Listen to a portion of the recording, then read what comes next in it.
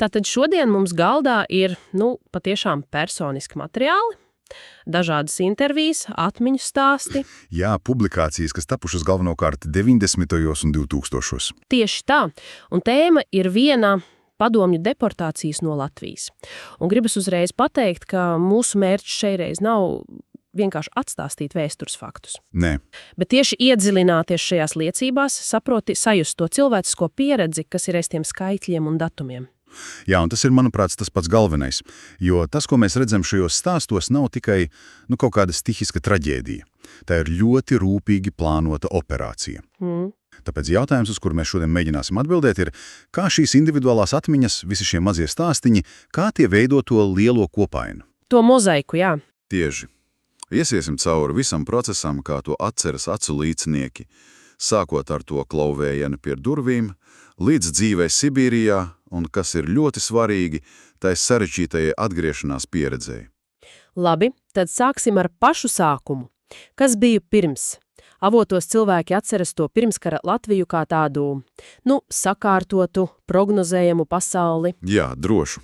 Bet tad pēc sarkanās armijas ienākšanas 40. gadā viss mainījās. Sākās nacionalizācija, un gaisā parādījās tāda pastāvīga nedrošība, bailes. Cilvēki nojauta, ka kaut kas tuvojas, bet neviens, protams, nespēja iedomāties to mērogu. Protams. Un šī nenoteiktība, tā bija apzināti radīta. Kamēr sabiedrība dzīvoja tādā kā neziņā, vara jo ļoti sistemātiski strādāja. Tika gatavoti saraksti, tā saucamie tautas ienaidnieku saraksti. Sociāli bīstamie elementi, kā viņus sauca. Jā, sociāli bīstamais elements. Un tajos sarakstos iekļāva, principā ļoti plašas grupas. Aizsargi, policisti, virsnieki, turīgie zemnieki. Tās saucamie kulaki. Kulaki, jā. Inteliģence, garīdznieki, aktīvi sabiedriskie darbinieki, var sakot, viss nācijas mugurkauls. Jebkurš, kurš varētu domāt patstāvīgi. Tieši tā. Jebkurš, kurš potenciāli varētu pretoties. Tā kā tas nebija haoss.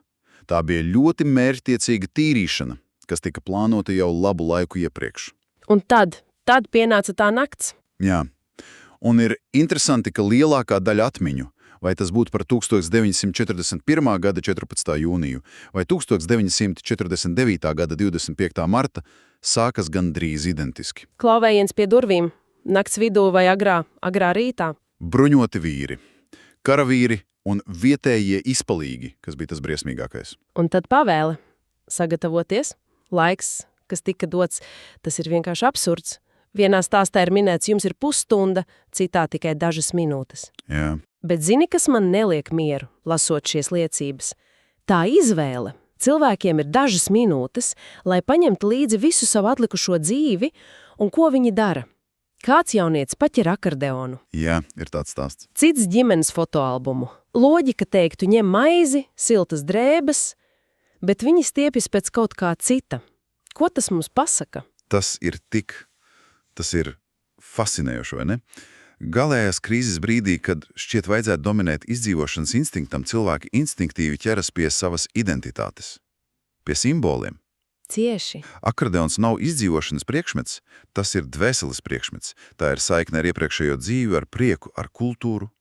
Fotoalbums ir pierādījums, tev ir bijusi ģimene, tev ir vēsture. Tātad tā ir cīņa pret to, ka tevi pataisa par numuru sarakstā. Tieši tā.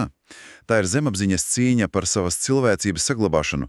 Paņemt līdzi maizi nozīmē cerēt izdzīvot fiziski, bet paņemt akordeonu, tas nozīmē cerēt izdzīvot kā cilvēkam. Tas šoks un apjukums mājās ir tikai sākums, kas notika tālāk. Tas ceļš uz staciju, tas droši vien bija nākamais pazemojuma posms. Jā, un tas bija publisks pazemojums. Visi kaimiņi redz, kā tevi ir šautenēm dzen ārā no mājas, un tad sekoja lopa vagoni. Šis vārdu savienojums atmiņās atkārtojas nemitīgi. Pagaidi, bet lopu vagoni tā nav tikai metafora. Cilvēkus tiešām veda vagonos, kas paredzēti dzīvniekiem? Absolūti. Un tas bija apzināts dehumanizācijas akts. Tie bija netīri, bez logiem, ar dēļiem aizsistām lūkām, tā ka paliek tikai maza sprauga gaisam. Cik cilvēku tādā vagonā? 60 pat 70. Vīrieši, sievietes, bērni, sirmgalvļi, visi kopā.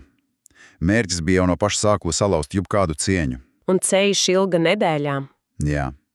Nedēļām ilgi, hronisks ūdens trūkums, smacīgs gaiss, sanitāro apstākļu, nekādu. Vairākās liecībās minēts tas grīdā izgrieztais caurums, kas kalpoja par toleti. Visiem. Un tad šajā visā murgā notika vēl kas briesmīgāks. Ģimeņu šķiršana. Jā. Daudz viet jau Latvijas stacijās, citviet ceļā, pēkšņi vīrieši atšķīra no sievietēm un bērniem. Vienkārši pavēlēja izkāpt. Jā. Un teica, ka ved uz citām nometnēm un kā vēlāt visi satiksies. Tie bija klāji, ciniski meli.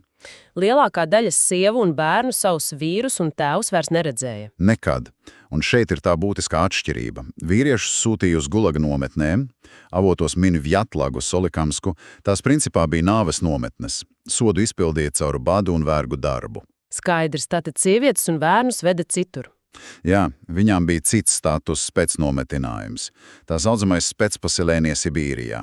Krasnojārskas, Tomskas, Omskas apgabali. Izklausās maigāk nekā gulaks. Izklausās, bet realitātē tā bija vienkārši lēna iznīcināšana citā formā. Bez dzeloņdrātīm, bet ar badu, slimībām un neiespējamību izbēgt no taigas. Sistēma bija viltīga. Formāli tu neesi ieslodzītais, bet faktiski esi iesprostots 1000 kilometru plašā cietumā. Kas notika, kad viņi beidzot nonāca galamērķī? Pēc tam nedēļām lopu vagonā. Kāda izskatījās tā jaunā realitāte? Tas bija nākamais šoks. Viena sieviete atcerās, ka viņas vienkārši izsēdināja taigas vidū un teica, šeit jūs tagad dzīvosiet. Viss. Un kur dzīvot? Primitīvi. Pārpildītas barakas, dažkārt pat zemnīcas, kas bija jārok pašiem. Bats un augstums bija ikdiena. Un sākumā arī vietējie. Viņi bieži izturējās naidīgi. Jo propaganda bija iestāstījusi, ka atvestie ir fašisti. Jā, fašisti un tautas ienaidnieki. Un visi, kas bija darbaspējīgi, ieskaitot pusauģus, uzreiz tika nosūtīti piespiedu darbā. Uz mežstrādi, kolhoziem. Galvenokārt fiziski, ārkārtīgi smags darbs, kam, inteliģences pārstāvi no Latvijas nebija gatavi, apģērbs pilnīgi neatbilstoši Sibīrijas ziemai, bet pārtiks dāvas. Cik? Vairākos avotos minēts no 200 līdz 400 gramiem maizes dienā. Un tas arī, principā, viss.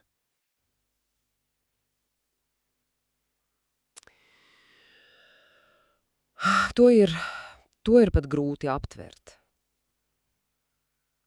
Tāda pieredze, tā noteikti atstāja neizdzēšamas rētas.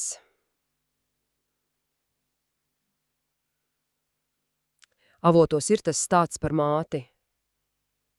Jā, par to 16-gadīgo dēlu. Kura sasalušajā zemē pati rok kapu savam dēlam, kurš nomiris no slimībām un bada. Kā vispār cilvēki spēja pēc kaut kā tāda turpināt dzīvot? Nepadoties. Tas ir tas jautājums par cilvēka gara neticamo izturību. Un avots sniedz atbildi. Pirmkārt, savstarpējā palīdzība. Latviešu solidaritāte. Jā, tas bija ārkārtīgi svarīgi. Cilvēki dalījās ar pēdējo maizes gabalu, palīdzēja slimajiem, pieskatīja bāreņus, un otrkārt, tikpat svarīgi, identitātes saglabāšanā. Slepenā pretošanās. Tieši tā. Mātes slepeni mācīja bērniem latviešu valodu, dziesmas, lūkšanas, slepus svinēja Ziemassvētkus un Lieldienas. Tā bija klusa, bet ļoti spēcīga pretošanās. Tas bija veids, kā pateikt, jūs varat atņemt mums mājas, jūs varat mūs mērdēt badā, bet jūs neatņemsiet to, kas mēs esam. Gadi gāja, un pārmaiņas sākās tikai pēc Staļina nāves 53. Jā, pa 58. gadu lielākajai daļai beidzot atļauva atgriezties Latvijā. Bet, kā liecina avoti, tas nebija stāsts ar laimīgām beigām. Tā atgriešanās tā bija ļoti, ļoti grūta. Tā nebija atgriešanās. Daudziem tas bija jaunas traģēdijas sākums. Jo te atklājas vēl viena sistēmas nežēlības puse. Pirmkārt, daudziem bija juridiski liegts atgriezties savās dzimtajās pilsētās, īpaši lielajās pilsētās. Un mājas? Mājas sen jau bija atņemtas. Iedalītas militārpersonām, partijas funkcionāriem. Viņam vienkārši nebija, kur atgriezties. Tātad tu izdzīvo Sibīrijā, sapņo par mājām, un kad beidzot tiec atpakaļ, tu esi svešinieks savā dzimtenē. Stiktāk par svešinieku. Tu biji bijušais, iezīmētais, otrā šķiras pilsonis. Sabiedrībā valdīja neusticība un bailes. Viņi joprojām atradās VDK uzraudzībā. Viņiem bija grūti atrast normālu darbu, iegūt izglītību, bainiem skolā klusībā rādīja ar pirkstiem, un tas viss noveda pie tā, ko avotos dēvē par klusēšanas gadiem. Jā, šī tēma, tā ir milzīga. Cilvēki gadu desmitiem baidījās runāt par pieredzēto. Pat savā ģimenē. Pat ģimenē. Viens līdzinieks atzīmē, ka pat 80. gados īsi pirms atmodas cilvēki joprojām čukstēja, baidījās, ka kāds noklausās. Tieši tā. Un tā nebija aizmāršība, tā bija uzspiesta klusēšana. Trauma netika dziedināta, tā tika ieslēgta dziļi iekšā. Tu nevari pastāstīt saviem bērniem, kāpēc ģimenē nav vektēva. Vai kāpēc vecmāmiņa naktīs raud? Šī klusēšana pat par sevi ir milzīga psiholoģiska vārdarbība, kas turpinājas gadu desmitiem pēc fiziskās atgriešanās, un tā atstāja rētas ne tikai tajos, kas to piedzīvoja. Bet arī nākamajās paudzēs. Protams, nākamajās paudzēs, kas uzauga ar šo neizrunāto noslēpumu, trauma tika nodota tālāk. Un oficiālā rehabilitācija sākās tikai 80. gadu beigās. Ja, līdz ar neatkarības atjaunošanu. Tikai tad šie cilvēki beidzot tika publiski atzīti par nevainīgiem upuriem, nevis noziedzniekiem, un tikai tad šie tūkstošiem stāstu lēnām sāka nākt gaismā un veidot to kopainu, ko mēs šodien varam lasīt. Labi, mēs esam izgājuši cauri šim smagajam ceļam, kas aprakstīts avotos, no tā klauvējiena pie durvīm līdz gadu desmitiem ilgai uzspiestai klusēšanai, un man prātā paliek viens jautājums, ko tas īsti nozīmē mūsu kopējai atmiņai. Ko tas maina, ka šie tūkstošiem stāstu tiek salikti kopā tikai pēc pusgadsimta? Manuprāt, tas ir pats būtiskākais jautājums. Jo te vairs nav runa tikai par vēstures faktu apkopošanu, tas ir stāsts par atmiņas spēku. Jā. Par to, kā cilvēka personiskā, individuālā pieredze pretojas jebkādiem totalitāras varas mēģinājumiem to izdzēst, pārrakstīt vai noklusēt. Bet tas arī uzdod jautājumu par nākotni. Kā sabiedrība spēj sadziedēt brūces, ja katrs šāds stāsts atstāja tik dziļas rētas veselās dzimtās, paudžu paudzēs? Stāsta izstāstīšana ir tikai pirmais solis, bet kā mēs dzīvojam tālāk ar šo atmiņu?